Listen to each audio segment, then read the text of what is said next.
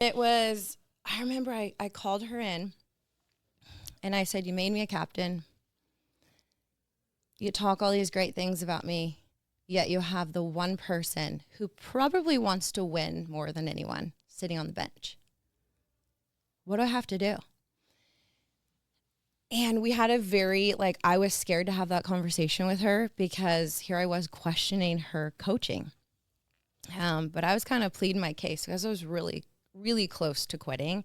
But I knew I couldn't my senior year because here I had given so much and I just wanted the chance to play more. And we had a game that night. We lost.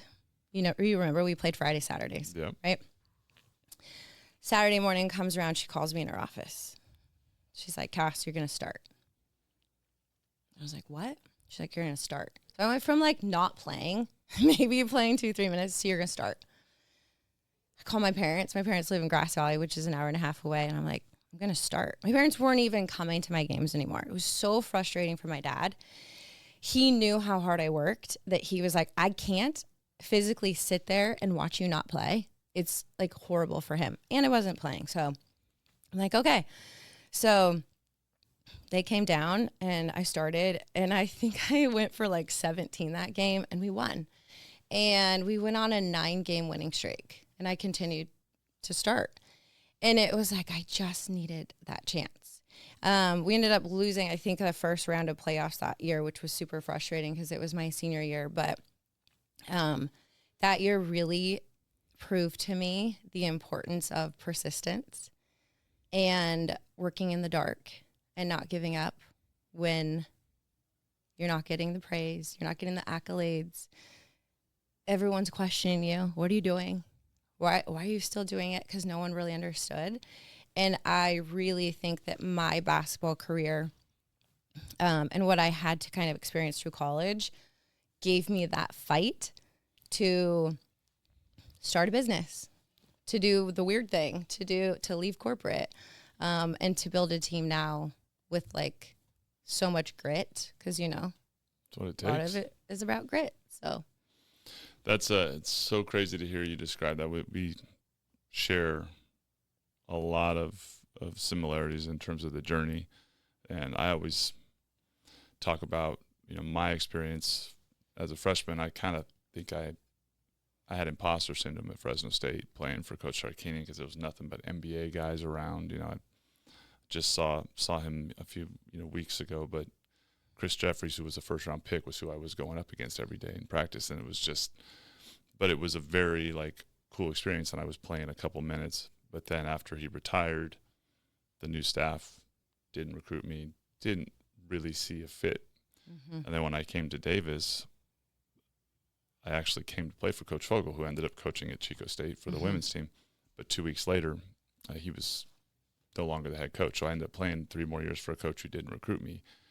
And I had a lot of those same moments. It's how Greg Klink and I got really close, was because I considered the same thing, quitting at times because it wasn't fun and I felt like it was challenged mm-hmm. in ways that, but I just couldn't quit. Mm-hmm. I set out to do it and I didn't want to miss out on something. Totally agree with you what it does for you in the future. I think it's interesting hearing you tell the story about how college basketball has changed for people with the transfer portal, certainly NIL and some of the bigger sports, where I don't know that you're forced to do that as much. If you had the ability to go somewhere else right away, that's it, and it's a route you can take. It's a lot easier to do so. Absolutely. Than to be kind of this is the thing I got to figure out my way through. Yeah. If you look back, if that was available to you then, would you have made a move and gone somewhere else? Oh, that's a tough question. I think putting yourself back into that, 18, 19, 20-year-old self. I probably wouldn't have, because I knew that when MA came back, that was another year to prove myself.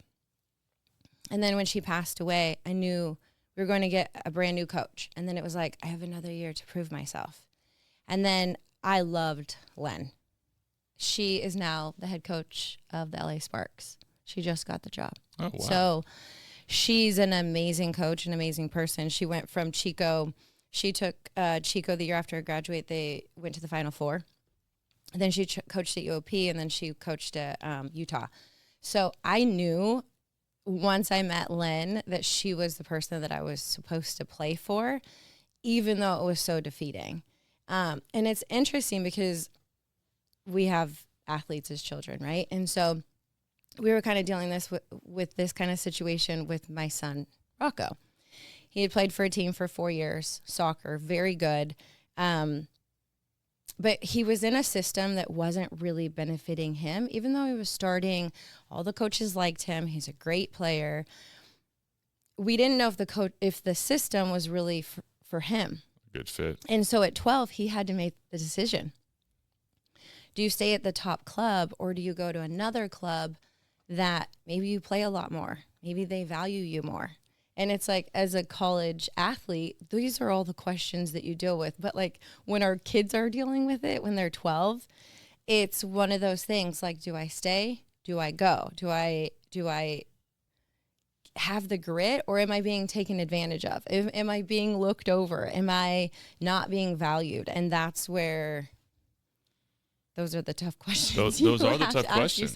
Yeah. Yeah. Like, I mean, I look at every situation, and I don't think there is a one-size-fits-all answer. I think, are you being given a fair opportunity to compete?